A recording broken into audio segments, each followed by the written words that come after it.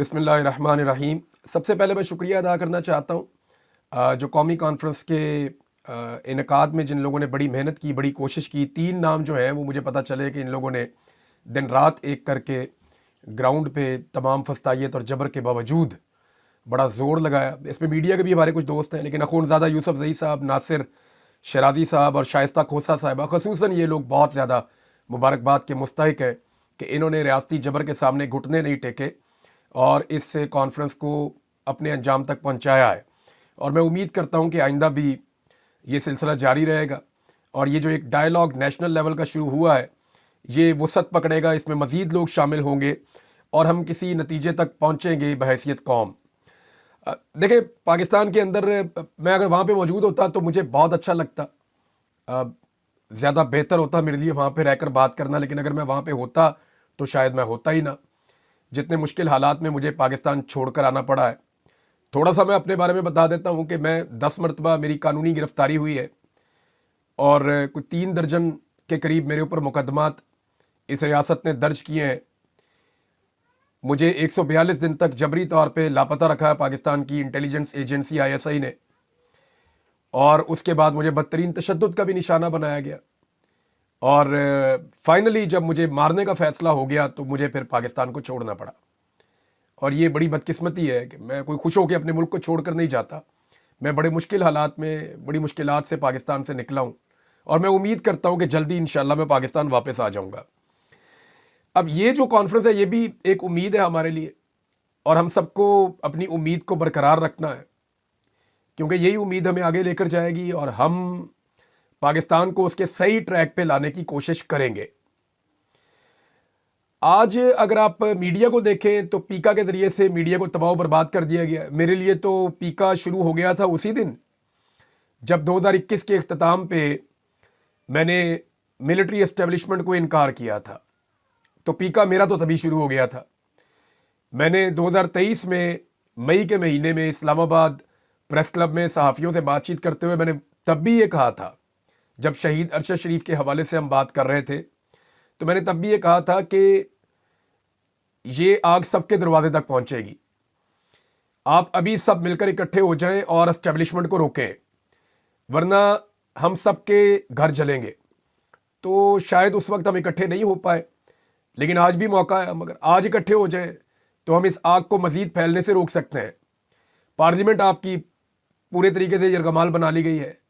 पाकिस्तान की अदलिया जो है उसको यरगमाल बना लिया गया है।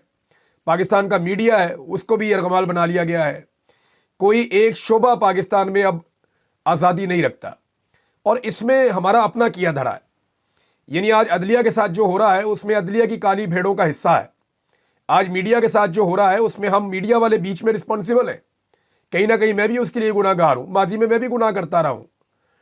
आज जो पार्लियामान में हो रहा है या पार्लियामेंटेरियंस के साथ हो रहा है तो ये पार्लियामेंटेरियंस की अपनी मिली भगत की वजह से हो रहा है। हम सब गलतियां कर रहे हैं और हम सब अपनी अपनी स्पेस खोते चले जा रहे हैं।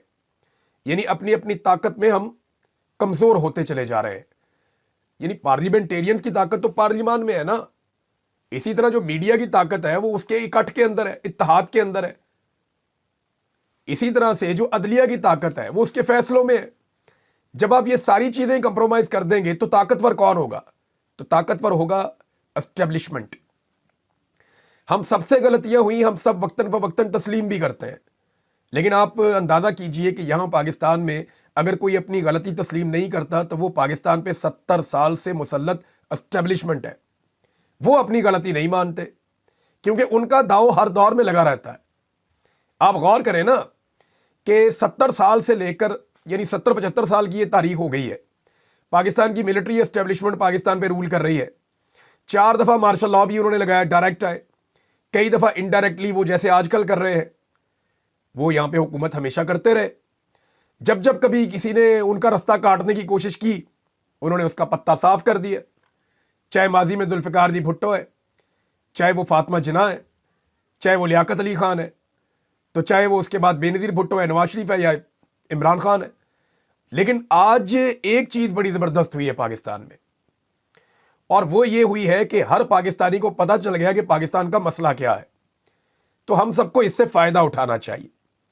یعنی اس سے پہلے پاکستان میں ایسا کبھی نہیں ہوا تھا کہ ہر پاکستانی کو آئیڈیا ہو جائے اور ہر پاکستانی اتنا متنفر ہو جائے کہ پاکستان کے مسائل کا ذمہ دار کون ہے. آپ سروے کروا کر دیکھ لیں, پورے پاکستان میں آپ سروے کروا کر دیکھ لیں, آپ کو لوگ 1 منٹ میں بتا دیں گے کہ پاکستان کے مسائل کا ذمہ دار کون ہے.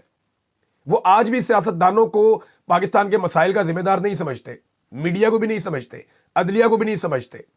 پاکستان کی ملٹری اسٹیبلشمنٹ اور ان کی غلط پالیسیوں کو پاکستان کے مسائل کا ذمہ دار سمجھتے ہیں. تو یہ چیز ٹھیک کرنے کی ضرورت ہے. ہوتا کیا ہے کہ ہم ایک دوسرے کو بلیم کرتے ہیں کہ کل تم نے اسٹیبلشمنٹ کا ساتھ دیا تھا, پرسوں تم اسٹیبلشمنٹ کا ساتھ دے رہے تھے, آج جناب یہ والا بندہ اسٹیبلشمنٹ کا ساتھ دے رہا ہے, کل وہ ٹاؤٹ تھا, یہ ٹاؤٹ ہے. ہم یہ کہتے ہیں اور یہ کہتے بھی رہیں گے, لیکن حقیقت یہ ہے کہ اس اسٹیبلشمنٹ کی طرف کوئی انگلی نہیں اٹھاتا جو یہ سارا گند ڈالتی ہے, جو یہ سارا خرابہ کرتے ہیں. تو بجائے آپس میں لڑنے کے اور انہیں فائدہ دینے کے, ہم سب کو مل کر یہ دیکھنا ہوگا کہ مسئلہ ہے کدھر, پرابلم ہے کدھر. اور پرابلم ہے پاکستان کی ملٹری اسٹیبلشمنٹ میں, جس کو سب کو مل کر ٹھیک کرنا پڑے گا. میں میاں نواز شریف صاحب کے بارے میں ایک بات کہنا چاہتا ہوں کہ میاں نواز شریف 3 دفعہ پاکستان کے وزیر اعظم رہے ہیں اور پاکستان کی سیاست کا ایک بڑا نام ہے. لیکن میاں صاحب ذرا یہ سوچیں کہ کیا آپ اس قسم کا سیاسی اختتام ڈیزرو کرتے ہیں کہ ایک چھوٹا سا فوجی آفیسر عقوبت خانے میں پڑے ہوئے عمران ریاض کے پاس آئے اور آپ کے لیے سپورٹ کی ڈیمانڈ کرے؟ کیا میاں صاحب آپ اس لیول پہ پہنچ گئے؟ کیا آپ یہ ڈیزرو کرتے ہیں 3 دفعہ پاکستان کے وزیر اعظم بننے کے بعد؟ اور یہ جو میں بات کہہ رہا ہوں, میں حلفاً ٹھیک کہہ رہا ہوں کہ میاں صاحب 3rd کلاس فوجی آپ کے لیے سپورٹ مانگ رہا تھا ایک قیدی کی. یہ حالات تو آپ کے کبھی نہیں ہونے چاہیے تھے. تو آج بھی میاں صاحب دل بڑا کریں, یہ جو فوج نے آپ کو حکومت دی ہوئی ہے بھیک میں, اس کو لات ماریں اور میدان میں آئیں, اور میدان میں آ کر پبلک کو فیصلہ کرنے دیں. Let the people of Pakistan decide.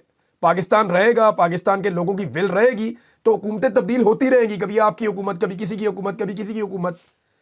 آج عمران خان کے دیے ہوئے شعور کی وجہ سے کم اتنا تو ہوا کہ ہر پاکستانی کو پتا چل گیا کہ پاکستان کے جو فساد پاکستان میں پڑا ہوا ہے, اس کی اصل جڑ جو ہے وہ پاکستان کی اسٹیبلشمنٹ ہے, جو اپنے فائدے کے لیے کچھ بھی کر جاتے ہیں, جو اپنے فائدے اور اپنے مفاد کو دیکھتے ہوئے سیاستدانوں کو بھی آپس میں لڑاتے ہیں, میڈیا کو بھی آپس میں لڑاتے ہیں, عدلیہ کو بھی آپس میں لڑاتے ہیں. ہر جگہ لڑائی کا فائدہ اٹھاتا کون ہے؟ اسٹیبلشمنٹ اٹھاتی ہے, کیونکہ وہ ہمیشہ اقتدار میں رہتے ہیں, وہ کبھی اقتدار سے باہر نہیں جاتے.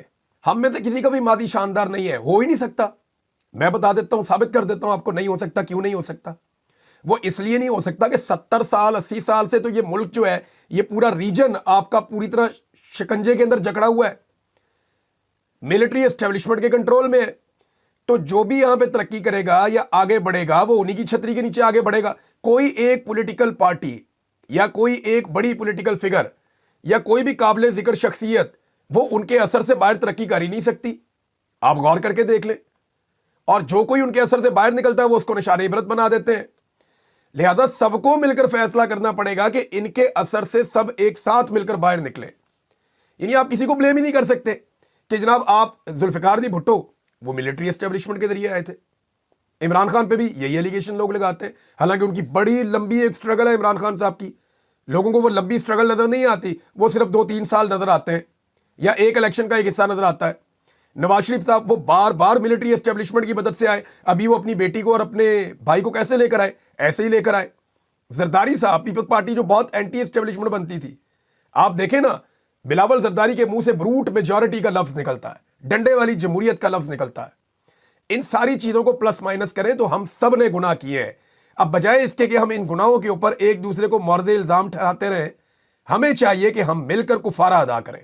اور ہمارا قومی کفارہ پتہ کیا ہے؟ کہ ہاتھ جوڑ کے سارے پاکستان کی ملٹری اسٹیبلشمنٹ کو کہیں کہ جناب آپ اپنے کردار میں واپس چلے جائیں. میرا یہ ماننا ہے کہ پاکستان کے سارے چور ڈاکو لٹیرے بھی اکٹھے ہو کر اگر ملٹری اسٹیبلشمنٹ کو اس کے اصل کردار کے اندر بھیج دینا کہ جناب آپ سرحدوں پہ جائیں, آپ بیرکس کے اندر جائیں اور آپ اپنا کام کریں, ہمیں ہمارا کام کرنے دیں, تو یہ بھی پاکستان کے لیے گھاٹے کا سودا نہیں ہوگا. آج بھی ہمیں یہ بات سمجھ آ گئی تو ہم اس ملک کو بچا سکتے ہیں. اگر آج بھی ہمیں یہ بات سمجھ نہیں آئی نا, تو 10 سال کے بعد بھی ہمیں یہی کرنا پڑے گا, 20 سال کے بعد بھی ہمیں یہی کرنا پڑے گا. آج کبھی مارک بلوچ کو ہم کہہ دیتے ہیں غدار ہے، کبھی منظور پشتین کو بول دیتے ہیں غدار ہے، کبھی ہم یہ کہہ دیتے ہیں کہ نواز شریف غدار ہے، کبھی عمران خان غدار ہے، کبھی عمران ریاض غدار ہے، یہاں بیٹھے ہوئے محمود خان اچکزئی یہ بھی غدار ہے، پاکستان تحریک انصاف بھی غدار ہے، ایک دور میں پیپلز پارٹی غدار تھی، پھر ANP بھی غدار ہے، اور ہم لوگوں کو آپس میں لڑوا کے نفرت کے بیج بو کر فائدہ کون اٹھاتا ہے؟ وہی اسٹیبلشمنٹ جو باری باری ہمیں مارتی ہے اور ایک دوسرے سے بھی مرواتی ہے۔ یہی بات ہے جو میں کہنا چاہتا تھا کہ ہمیں سمجھنا پڑے گا، اور اگر نہیں سمجھیں گے تو پھر ٹھیک ہے، جو اسٹیبلشمنٹ کا اعلی کار بنے گا، جو اسٹیبلشمنٹ کا ٹاؤٹ بنے گا، ہم تو باقی زندگی اب اسی مشن پہ گزاریں گے کہ اس کے ساتھ مقابلہ کریں گے۔ بہت شکریہ آپ سب کا میری بات سننے کے لیے، جزاک اللہ۔ اللہ تعالیٰ آپ سب کا حامی و ناصر ہو۔ اللہ حافظ۔